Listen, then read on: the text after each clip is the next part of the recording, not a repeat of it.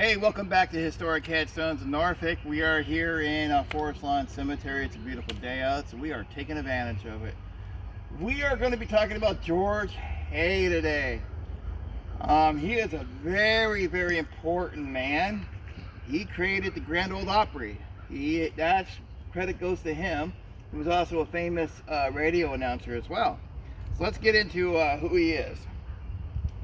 George Hay never sang a single song or plucked a single tune, but he exerted an immense influence in the development of country music as an entertainment form.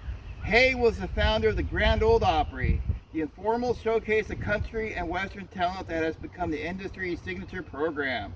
Listeners across the country were introduced to country music by the way of powerful WSM radio in Nashville. The show survives to this day on its parent station, and it's in syndication. Hay, who called himself Solomon O. Judge, saw radio as an important medium for the popularization of world music. Although his Opry became increasingly glamorous professional over the years, it has never lost the barnyard dance quality he sought to preserve. George Hay was born in Indiana in 1895. In his early 20s, he moved south to Memphis, Tennessee, where he gained a job as a reporter for the Memphis Commercial Appeal.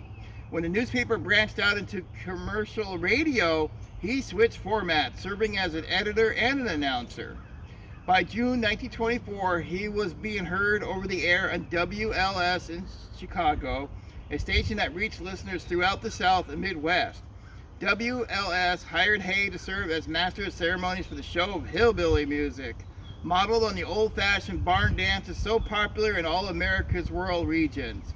Hay has been strongly influenced by hoedowns, and he attended in the Ozark Mountains and elsewhere. He strove to recreate that exciting informal atmosphere in the studio as well. The WLS Barn Dance, soon renamed the National Barn Dance, was immediate success, and Hay found himself named top radio announcer of 1924 in a Radio Digest poll. In Country Music USA, Bill C. Malone notes that Hay, calling himself the judge and blowing blasts from a steamboat whistle, helped to give the new barn dance show a homey atmosphere. The National Barn Dance featured string bands, fiddlers, square dance callers, and other country performers, as well as more mainstream crooners and balladeers. It too enjoyed a long run in WLS and later WGN in Chicago, finally going off the air in 1968. Later in 1925, he moved to WSM, a new station in Nashville, Tennessee. Although WSM had only a 75-mile range, Hay found the offer attractive because he was named director of the station. His employers were National Life and Accident Insurance Company, had rather high-brow aspirations about him. But Hay asserted himself and found airtime for another barn dance show, the original WSM Barn Dance. Had his debut in November 28, 1925, with Hay as master of ceremonies, and a fiddler, 80-year-old Uncle Jimmy Thompson, as the sole performer.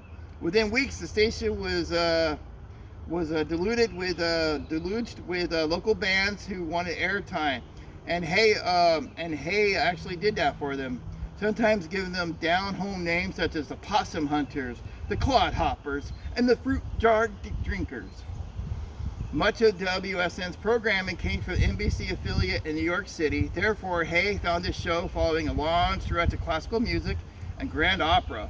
One night, Hay opened his barnyard dance, announcing, "Folks, you've been up in the clouds with grand opera. Now get down to earth with us in a shindig of the Grand Ole Opry." The name stuck, and by 1926, the barn dance was formally known as the Grand Ole Opry. Soon the Opry was expanded to 3 hours in length. Performers were paid very little for their appearances, but the honor of the Grand Ole Opry gig would lead to invitations for tours and bigger public performances.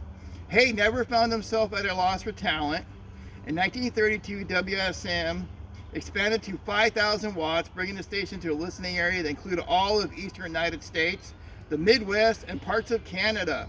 Grand Ole Opry's influence grew accordingly, and many of its stars went on to national fame, such as Roy O'Cuff, Eddie Arnold, Ernest Tubb, Uncle Dave McCon, Minnie Pearl, and Bill Monroe found their careers boosted by the regular Opry appearances. And by 1950s, a stint on the Opry was an absolute way to get fame in the country format. If you can make it through Opry and have a large crowd that loves you, you can become famous in country music. He retired from the Grand Ole Opry in 1956. He spent the rest of his life living quietly with his daughter in Virginia. In 1966, he returned to Nashville one last time for his induction into the Country Music Hall of Fame. His death at home on May 9, 1968, was first announced on WSM in honor of his pioneering work there. The Grand Ole Opry now originates from its own theater at Opryland Park in Nashville. It is still heard over the air on Saturday nights and still allows the format Hay initiated. Each artist pays for 15 or 20 minutes in front of a live audience, and the atmosphere is both intimate and informal. The long tenure of the Grand Ole Opry, 60 years and counting, will be no less. Please the old judge here. All right, he has such a beautiful stone here in the back of the forest lawn. Since he was an announcer, you know, he's got his microphone there. Hay.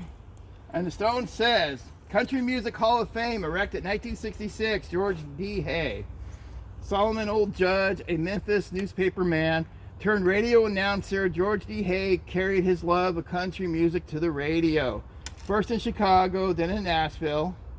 As the man who originated the Grand Ole Opry, he appeared as master of ceremonies for nearly 30 years on the Opry until his retirement, and is instrumental in furthering the careers of hundreds of performers. Here lays George Hay, the founder of the Grand Ole Opry. And many of you guys probably didn't even know he was back here. I highly recommend you guys coming and visit the stone. If you are a country western fan, visiting and paying respects to this gentleman is a must. All right, guys, we'll take care, and we'll see you in the next episode of Historic Headstones of Norfolk.